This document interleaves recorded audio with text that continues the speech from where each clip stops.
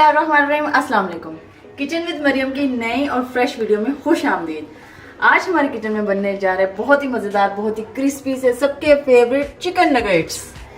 बच्चों के बहुत ही फेवरेट होते हैं, बहुत ही मज़ेदार बनते हैं। बच्चों के क्या, सबके बहुत फेवरेट होते हैं। ये बहुत सिंपल सी रेसिपी, चले मेरे साथ देखते हैं इसको कैसे बनाते हैं। अगर आप मेरे चैनल पर नए हैं तो प्लीज़ सब्सक्राइब कर दीजिएगा, कमेंट करके बताइएगा कि आपको मेरी रेसिपीज कैसी लगती हैं और लाइक कीजिएगा, शेयर कीजिएगा। चले जी चलते हैं रेसिपी की तरफ।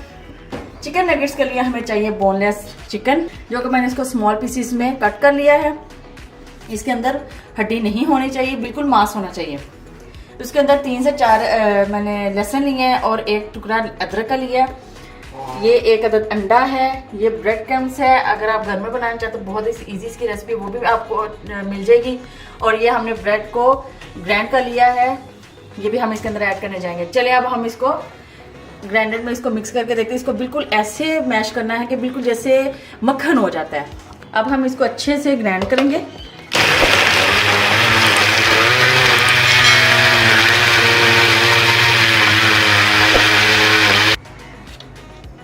ये देखें, आपने बिल्कुल ऐसे करना है कि जैसे कि देखें बिल्कुल मक्खन जैसे होता है। अब हम इसको निकाल देते हैं दूसरे बर्तन में।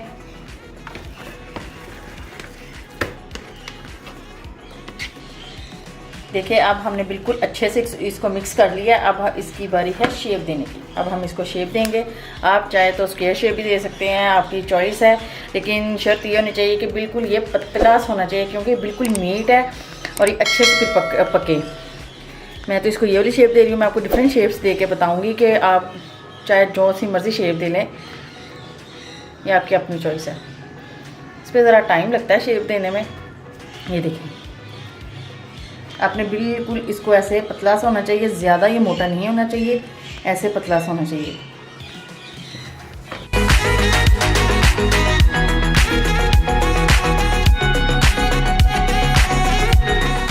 जैसे कि आप देख सकते हैं हमारे नगेट्स रेडी हो चुके हैं।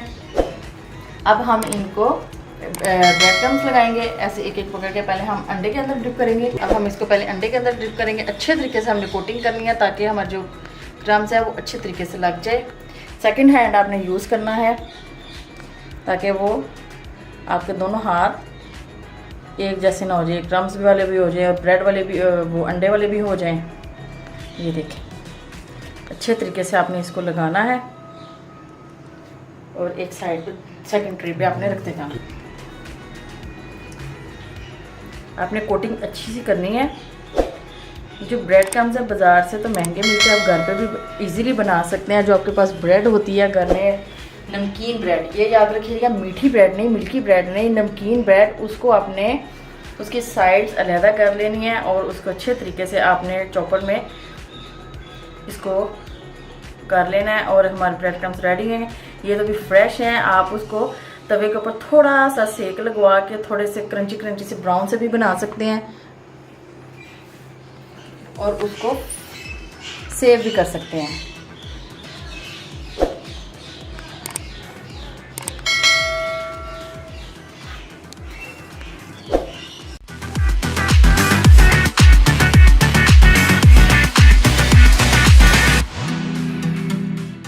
अब हम इसको फ्राई करते हैं।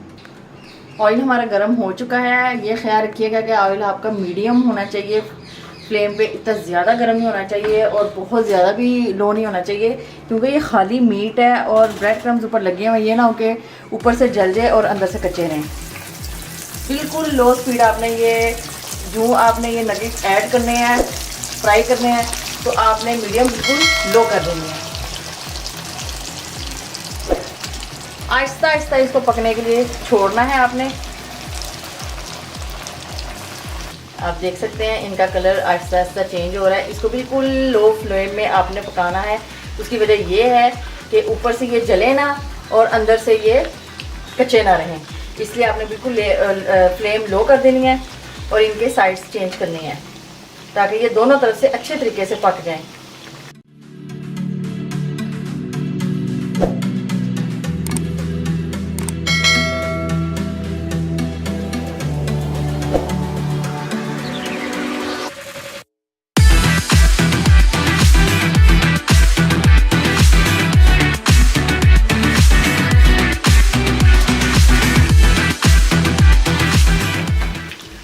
سائڈ چینج کرتے ہیں. یہ تقریباً 20 سے 15 منٹ تک یہ ریڈی ہو جاتے ہیں. اس کی بہت ہی پیاری خوشبو آ رہی ہے. جب آپ بنائیں گے تو آپ کو واقعی اندازہ ہوگا گا کہ یہ بہت مزیدار ہے اور اس کی خوشبو بہت مزیدار سی آ رہی ہے. ہمارے نگیٹس ریڈی ہو چکے ہیں. اب ہم ان کو نکال لیتے ہیں. ماشاءاللہ دیکھیں کتنے زبردست کلر آیا ہے اور کتنے نائس لگ رہے ہیں.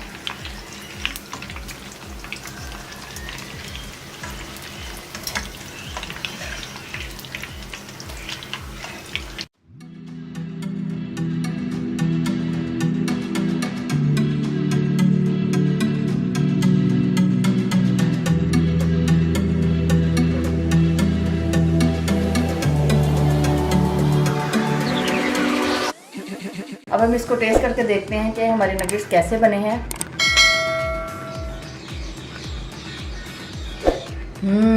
یمی بہت ہی مزیدار بنے ہیں, جوسی سے کرنچی سے. آپ بھی ٹرائی کیجیے گا اور بتائیے گا کہ آپ کو کیسی ہماری ریسپی لگی ہے. ملتے ہیں نیکسٹ ویڈیو میں, تب تک کے لیے اللہ حافظ.